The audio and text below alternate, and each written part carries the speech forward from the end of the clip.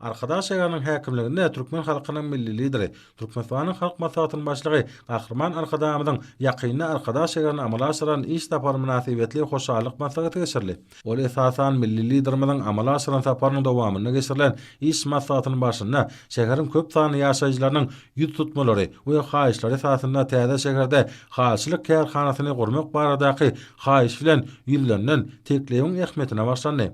Mälim oşaly Gahrman Arkadamy bu teklebiň oňyn başlangyçdygyny aýdyp, ony hormat prezidentimize ýetirjekdigini we arkadaly Gahrman serdanymyň maqulan halatyny bu ýerde haly kärhanasynyň gurulmagynyň maksady laýyk boljakdygyny bellädi.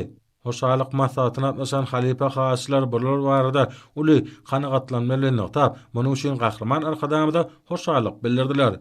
Çıkışlarda Gahrman Arkadamyň türkmen gelin gyldarynyň dörden dünýä nufgalyk el işleriniň haýyşlyk sunuwatynyň häzirki döwürde dowam etdirmegine we täze iş orunlarynyň döredilmegine möhüm ähmeti boljak. Haly kärhanasyna el çeperdiýän anlaryň zähmetinden türkmen hallarynyň dünýä nufgalyk görnüşleriniň dokuljakdygyny anam bildirenligi bu soňçlaryny ataldy.